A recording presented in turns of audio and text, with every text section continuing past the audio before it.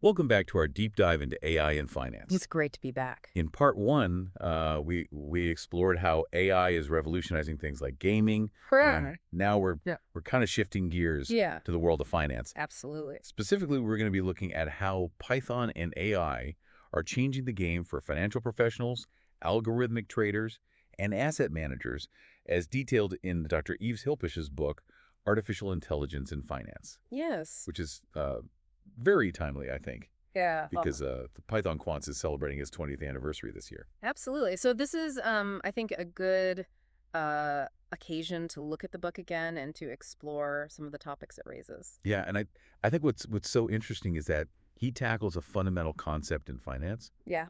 the efficient market hypothesis, which basically argues that all publicly available information is already reflected in asset prices, making it impossible to consistently outperform the market. Yeah. So it's yeah, one of the basic foundations or pillars of modern finance.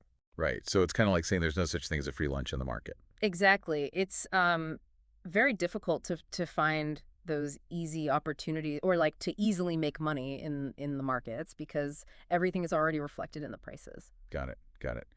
So, what's Dr. Hilpisch's take on that? Does he agree with that, or does he kind of challenge that notion? He challenges it in the sense that he says, okay, there might be statistical inefficiencies Okay. that you can exploit, but the question is, how can you really find them? Right. And he has a very interesting example in the book Oh, okay. where he applies a statistical technique called OLS regression Okay. to the URUSD exchange rate. Uh-huh. And he finds that the best predictor of tomorrow's price Yeah. is simply today's price, Okay. which on the one hand supports the efficient market hypothesis. Makes sense. Yeah, because all the information is in the prices. Right. But he also says, okay, if this is really the case, Yeah. how can we then hope to make money with AI? Yeah. Right. That's a good point, because I was thinking AI is all about analyzing massive amounts of data. Yeah. So couldn't that kind of give it an edge over traditional methods? Yeah, so he's saying, okay, if you just look at historical price data, Yeah. that might not be enough Got it. to find those hidden gems, Okay. the patterns that would really lead to profitable trading strategies. But what if you start incorporating other types of data, Yeah, like news sentiment or social media trends, exactly. economic indicators, things like that? That's exactly where he says, okay, that's where the opportunity lies. Okay. To really look at these massive data sets Yeah. with tons of variables Well, and to see if we can find those patterns that others miss. interesting. So essentially, it's about going beyond just historical prices Yeah, and looking at a much broader set of data exactly. to uncover those hidden inefficiencies. Yes, Okay, that makes sense. yes. That makes sense. But what about those complex financial models we always hear about? The things like CAPM. Yeah. Can AI really compete with those? He directly addresses that. Okay. And this is where I think his perspective gets quite thought-provoking. Okay. He challenges those classic financial models Uh-huh. like CAPM and arbitrage pricing theory, APT. Right. And he's pointing out they're based on a lot of assumptions, Right. like normally distributed returns and linear relationships between variables. Uh-huh. And he says, well, these assumptions don't always hold up in the real world. Right. And I Yeah. think he's right to point this out. Yeah, the real market's messy. Exactly, it's messy. Yeah. And he suggests that AI Yeah. and especially techniques like neural networks can handle this messiness much better because it's less reliant on these Okay. potentially flawed assumptions. So it's like AI is built for the real world chaos of the market, Yeah, while those classic models are kind of stuck in a perfect theoretical world. precisely. I see. And he's backing this up with concrete examples in the book. Oh. He's back testing those traditional models against real market data Right. and comparing them with AI-driven approaches. And what he finds is that in many cases, or often, Yeah. the AI does a better job in capturing actual market behavior, Okay. especially when things get turbulent. Makes sense. Yeah. Makes sense. So when you say AI, what are we talking about specifically here? What's the secret sauce? One of the most powerful tools in his arsenal is the dense neural network, Okay. or DNN. In DNN. You can think of it as a supercharged brain, Okay. a network of interconnected nodes that can be trained on massive data sets Yeah. to identify those subtle patterns and relationships that humans might miss. Got it. And what's even more impressive is that DNNs can go beyond just historical prices. They can analyze things like news sentiment, Okay. economic indicators, and even social media buzz. So it's like having an army of analysts working 24/7, Yeah. crunching every bit of data imaginable. That's a fantastic way to put it. Yeah. And this is just the tip of the iceberg. Oh, He also explores other AI approaches in the book, okay. like, for example, recurrent neural networks, Mm. or RNNs, RNOs. which are specifically designed to analyze sequential data like time series, Right. making them perfect for understanding market trends. Okay. And he even dives into reinforcement learning, Wow. where algorithms learn through trial and error, Okay. much like how a trader develops their intuition through experience. That's interesting. It's like they're learning by doing instead of just being programmed with a set of rules. Exactly. So it's a different approach to how we usually think about programming. Fascinating. Fascinating. So we've got DNNs, we've got RNNs, Yeah, we've got reinforcement learning, exactly. all these different AI approaches. Yes. It sounds incredibly powerful, but I have to ask, Yeah. how do we know if these AI-powered strategies actually work? Yeah, that's a good question. I mean, do we just let them loose on the stock market and see what happens? That's where the concept of backtesting comes in. And he dedicates a significant portion of the book Yeah. to explaining how to do that effectively. Okay. So it's essentially like running a simulation. Got it. You test your trading strategy on historical data to see how it would performed. Okay, so you're not actually putting real money at risk. No. You're kind of running it in a virtual environment. Exactly. Got it. You're trying to get a sense of how it would have done. Right. And he even goes one step further. Okay. He explains how AI can also be used to manage risk Yeah. using techniques like stop-loss orders Okay. and the average true range indicator, ATR. So it's not just about maximizing profits. No, It's also about minimizing potential losses, absolutely. right? Because at the end of the day, you can have a great strategy, but if you don't manage your risk properly, Yeah, it can all go up in smoke. exactly. And that's especially important in the volatile world of financial markets. Absolutely. Absolutely. So it sounds like Dr. Hilpish is providing a very comprehensive approach to AI in finance. He does, and I think what he emphasizes throughout the book is that AI in finance is not just about automation, it's about transformation. Transformation? Yeah, it's about changing the way we analyze markets, Yeah. manage risk, and make investment decisions. Right. So it's not just about doing things faster or more efficiently. No. It's about actually doing things differently. Exactly. It's a paradigm shift. A paradigm shift. That's a great way to put it. Yeah. So it sounds like we're on the verge of a completely new era in finance, driven by AI.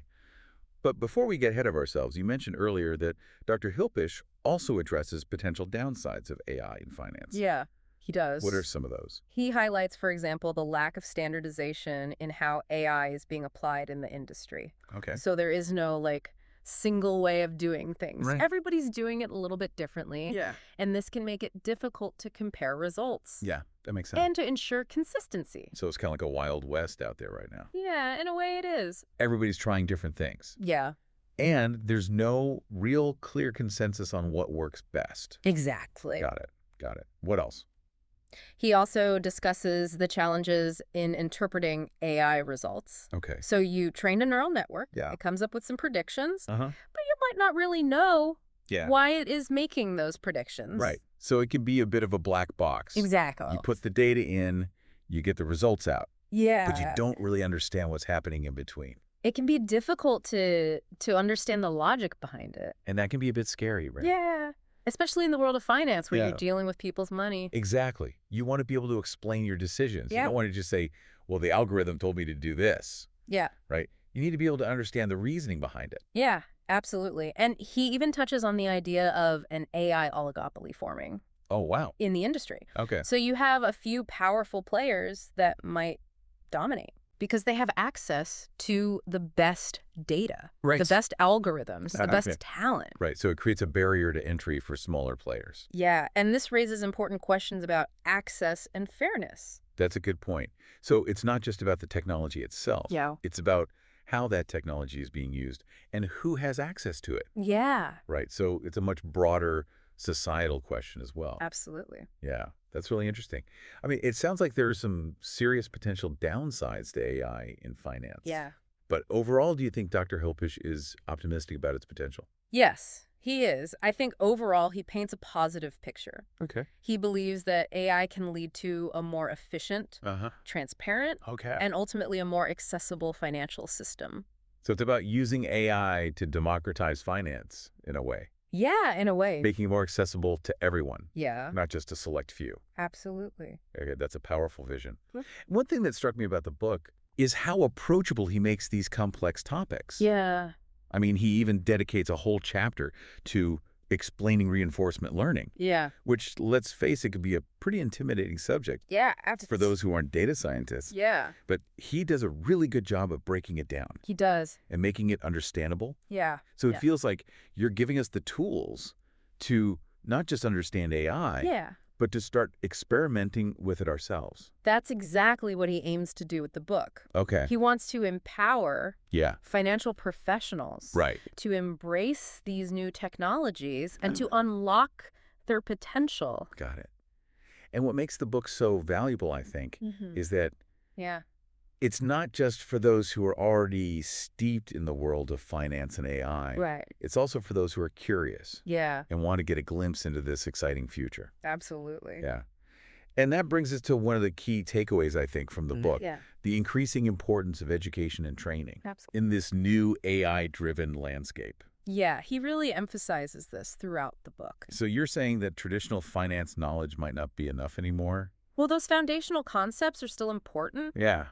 but they're not enough in today's rapidly evolving world. Right. Financial professionals need to understand data science, Yeah. machine learning, and AI techniques Ah. if they want to stay ahead of the curve. It's like needing a whole new set of tools Yeah, for this new era of finance. exactly. It sounds like a call to action for everyone in finance It is. to embrace this AI revolution Absolutely. and to equip themselves with the skills they need to thrive. Yeah. But before we jump into these specific AI approaches, Yeah. I'm curious to hear your take on the bigger picture. Yeah. Where do you see all of this leading? That's a good question. Could we be heading towards a financial singularity? That's a fantastic question. Yeah. And one that he himself explores in the book. And we'll definitely delve deeper into that in the next part of our discussion, Right. including what it might mean for the future of human traders. All right, so stay tuned. Yeah, Things are about to get even more interesting. absolutely.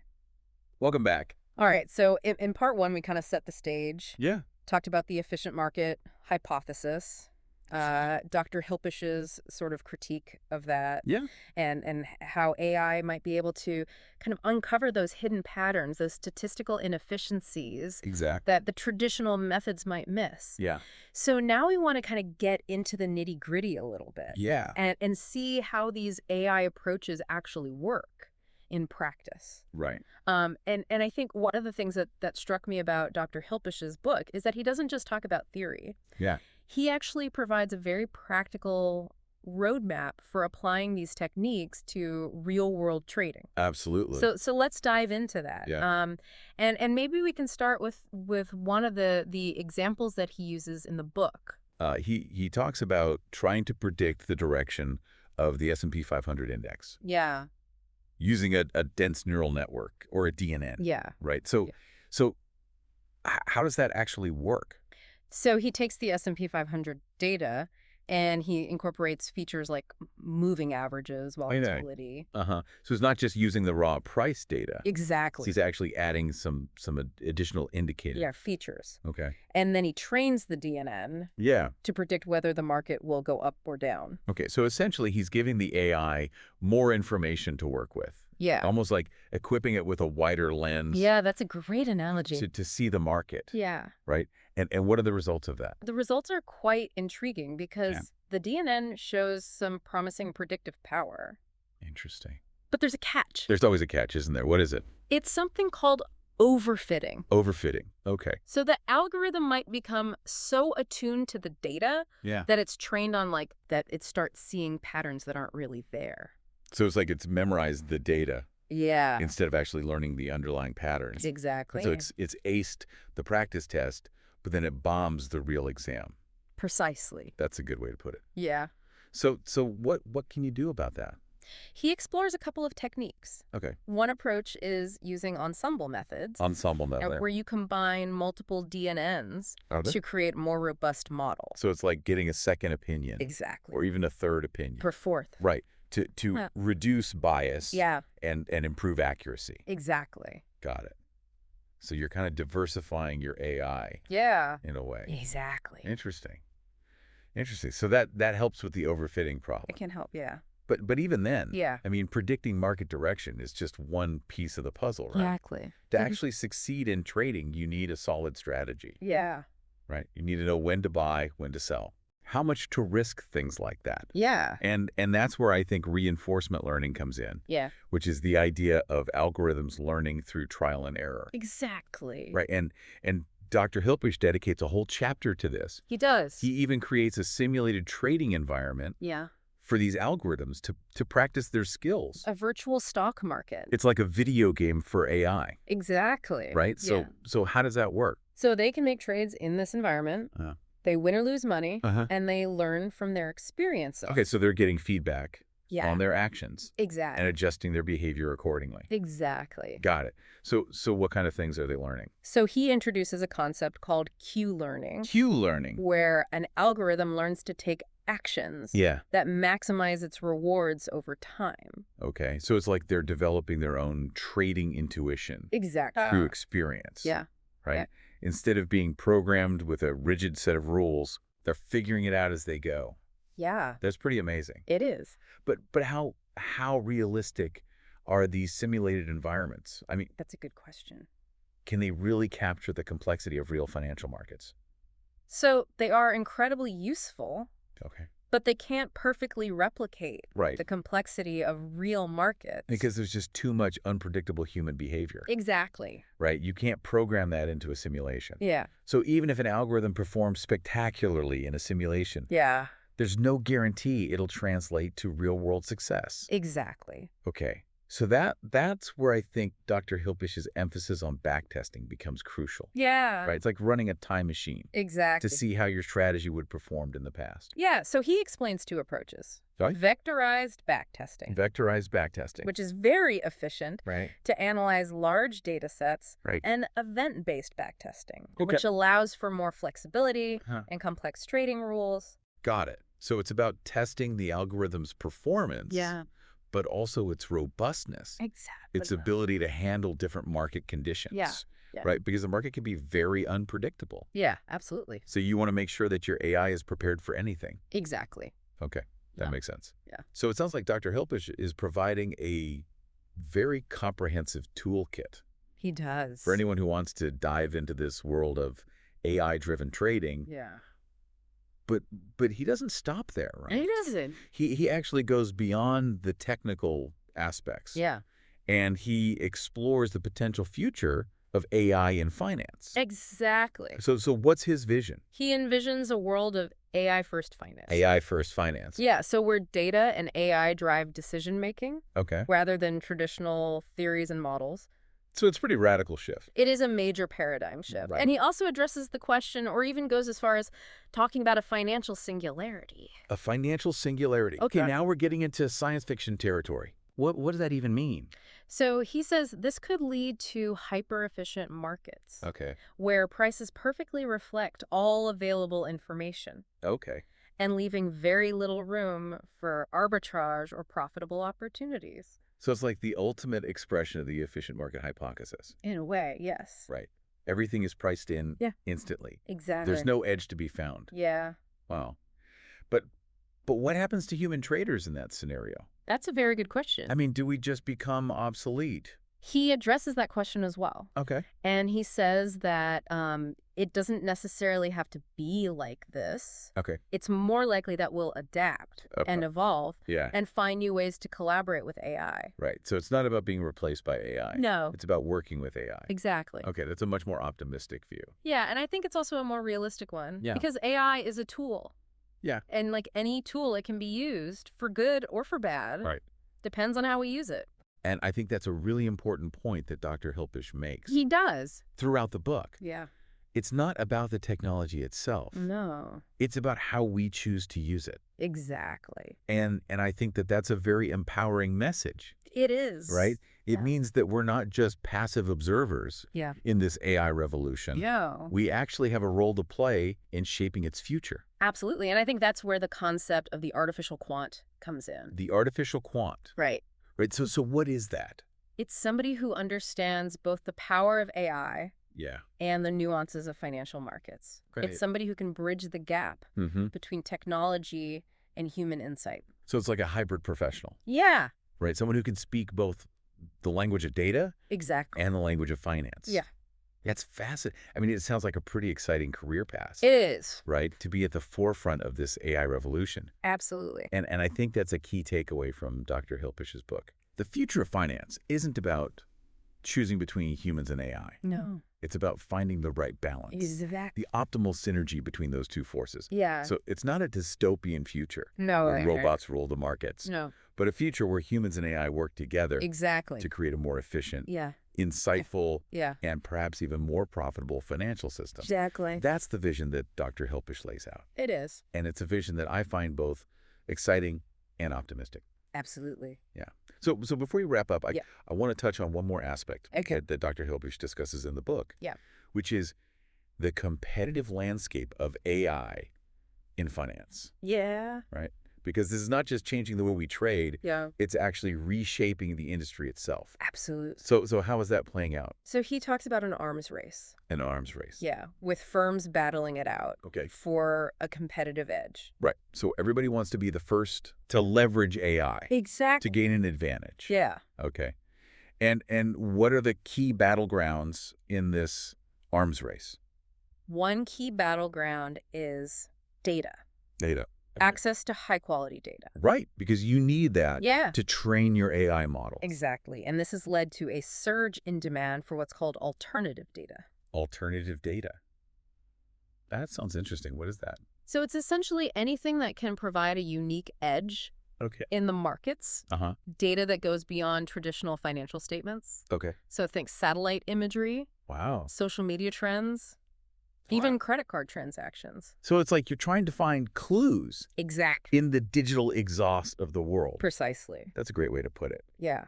Yeah. So it's not just about having the smartest algorithms. Yeah. It's about having the best data Yeah. to feed those algorithms. Yeah. Okay. And who's providing this alternative data? So there's a whole new industry springing up Of around course. alternative data, with companies specializing in collecting, Yeah. analyzing, and selling this valuable information. And I imagine that hedge funds Yeah. and other financial institutions are very interested in this. They're investing heavily Okay. in acquiring this data. Makes sense. Yeah. If everybody has access to the same basic data, Yeah. it's hard to find an edge. Yeah. But if you have access to unique data Yeah. that nobody else has, Exactly. that's where the real opportunities lie. That's the thinking. Okay. So this competition for data Yeah. is just one aspect Yeah. of the AI-driven transformation that's happening in finance. Right. What are some of the other aspects? He also talks about the fight for talent. Okay. So now financial institutions Mhm. are competing with tech giants Right. and startups Mhm. for the best data scientists Yeah. and AI engineers. It's like Wall Street is having to learn a whole new language, Funny side. a whole new way of thinking Yeah. to compete in this new world. Yeah. Wow. So it's a major shift in the balance of power. It is. Yeah. I mean, it used to be that Wall Street was the place to be Yeah. if you wanted a high-paying job in finance. Yeah. But now it seems like the tech industry is really challenging that. Absolutely. Yeah. And that highlights the need for financial professionals Yeah. to adapt and acquire new skills Exactly. if they want to stay relevant Yeah. in this new era. Right. And that brings us back to Dr. Hilpish's call Yeah. for education and training. Exactly. Yeah. The importance of equipping ourselves with the knowledge and tools Yeah, to navigate this rapidly evolving landscape. absolutely. So it's not just about learning the technical skills. Yeah. It's about developing a deeper understanding of the interplay Yeah. between AI and finance, Exactly. right? The ethical considerations, Yeah. the potential impact on the industry as a whole. Right. Yeah. So it's a much broader perspective Yeah. than just learning how to code. Okay. Well, this conversation has definitely given me a lot to think about. Yeah. It seems like the world of finance Yeah. is on the verge of a truly exciting Yeah. and perhaps a little bit daunting transformation. Absolutely. Yeah. And I think Dr. Hilpich's book Yeah. provides an excellent roadmap It does. for navigating this new terrain. Yeah. But before we wrap up, there's Yeah. one more aspect I want to touch on, Okay. which is the role of Python in all of this, Yeah. right? Because Dr. Hilpich's book is deeply rooted It is. in the Python ecosystem. Yes. And for good reason, Yeah. right? I mean, the Python quants Yeah. have been pioneers in using Python for quantitative finance, Absolutely. and their 20th anniversary is a testament to their impact on this field, Yeah. right? Yep. So why is Python so well suited for AI in finance?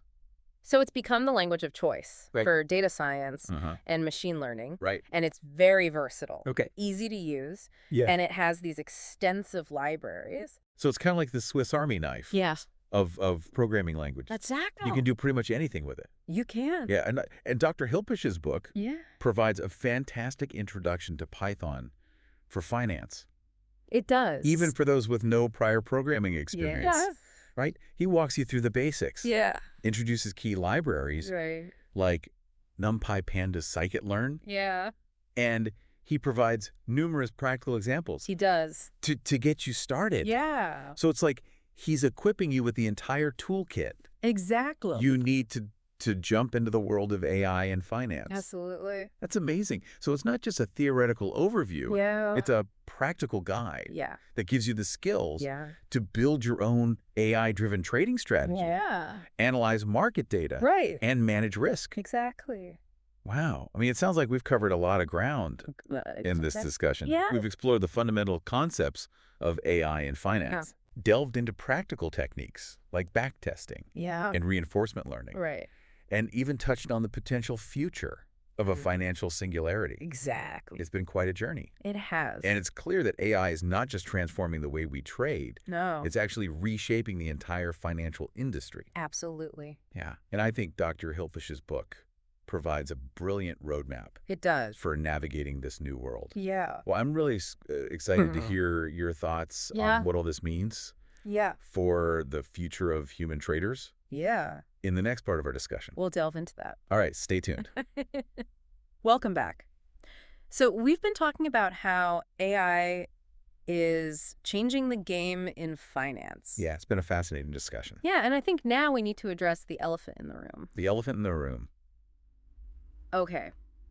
What does all of this mean for human traders? Right, because we've been talking about this financial singularity. Yeah. This idea that AI could potentially surpass human capabilities in the markets. Exactly. And I think it's natural for people to feel a little bit anxious about that. Yeah, I mean, it's like the classic fear of technology replacing human jobs, Yeah. but on a whole new level. Absolutely. And it's a valid concern. Yeah. But I think Dr. Hilpisch provides more nuanced perspective. Okay, I'm all ears. Yeah. What's his take on this? So he doesn't think that AI is going to completely replace human traders. Okay. Instead, he sees AI more as augmenting Augmenting. Okay. human abilities. So it's not about AI versus humans. It's Right. about AI and humans working together. Exactly. Okay, that's a much more collaborative view. Yeah, I think so too. So how does that actually work in practice? So think of it as a partnership Okay. where AI handles the heavy lifting, The heavy lifting. Okay. like analyzing vast amounts of data, Yeah. identifying patterns, Right. even executing trades. Right. And human traders can focus on the things that AI isn't so good at. So what are those things? What are the uniquely human skills Yeah. that AI might struggle to replicate? Things like strategic thinking, Strategic thinking? understanding complex geopolitical events, Okay. or even anticipating those subtle shifts in market sentiment. Ah, those gut feelings Yeah, exactly. that algorithms might miss. Exactly. So it's about seeing the bigger picture, Yeah. making those judgment calls that go beyond just crunching numbers. Exactly. And I think that's where human experience Yeah. and intuition really come into play, Yeah. right? Because AI might be really good at finding patterns in the past, Yeah. but humans are better at imagining different futures, Yeah. assessing risks, Yeah, making decisions based on incomplete information. exactly. And those are the skills that I think will become even more valuable I think so too. in an AI-driven world. Yeah. So it's almost like a division of labor, Yeah. right? AI handling the quantitative side of things, Yeah. humans focusing on the qualitative, the strategic aspects. Precisely. And that leads to what Dr. Hilpish calls the artificial quant. Exactly. So what is an artificial quant? An artificial quant is somebody who understands both Ah, the power of AI yeah. and the nuances of financial markets. It's Ah, somebody who can bridge the gap bridge the gap. Okay, totally. between technology and human insight. So it's kind of like a hybrid professional, right? Yeah. Someone who can speak both the language of data Exactly. and the language of finance. Yeah. That sounds like a pretty exciting career path It is. to be at the forefront of this AI revolution. Absolutely. And I think that's a key takeaway Yeah. from Dr. Hilpish's book. Yeah. It's not about choosing between humans and AI. Right. It's about finding the right balance, Exactly. the optimal synergy Yeah. between these two forces. Exactly. So it's not this dystopian future No. where robots rule the markets, No. but a future where humans and AI work together Yeah. to create a more efficient, a more Yeah. insightful, and perhaps even a more profitable financial system. Exactly. That's a very optimistic vision, It is. and one that I find very appealing. Yeah, me too. So as we wrap up this deep dive Yeah. into the world of AI in finance, Yeah. I just want to thank you for sharing your insights It's been a pleasure. and for helping us understand Yeah. this complex and rapidly evolving field. It's an exciting time to be in this field. It is, and I think Dr. Hilpish's book, Yeah. The Artificial Quant, Yeah. is an essential guide It is. for anyone who wants to be a part of this transformation. Absolutely. So I highly recommend it to all of our listeners. I second that. And I hope that this conversation has inspired you Yeah. to explore the incredible potential of AI Yeah. and to find your own place Yeah. in this rapidly evolving world. Absolutely. So thank you for joining us. Thanks for having me. And stay tuned for more deep dives into the world of AI.